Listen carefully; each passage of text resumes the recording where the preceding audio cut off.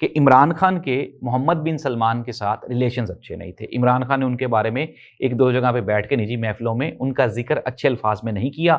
اس چیز کا محمد بن سلمان کو پتہ چل گیا تو انہوں نے جہاز بھی واپس لے لیا، پیسے بھی لے لیے، اور عمران خان کے لیے جو ان کی ہمدردی تھی وہ بھی ختم ہو گئی. اس بات سے ہم کیا ثابت کرنا چاہتے ہیں؟ اس بات سے ہم یہ ثابت کرنا چاہتے ہیں کہ عمران خان اگر آج جیل میں ہے تو اس میں ایم بی ایس کا ہاتھ ہے، محمد بن سلمان کا ہاتھ ہے.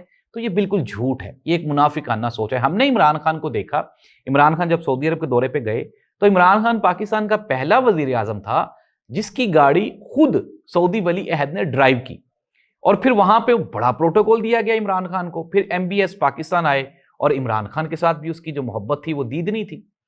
اچھا، غلط فہمیاں ہو سکتی ہیں. عمران خان کو کیوں ہٹایا گیا؟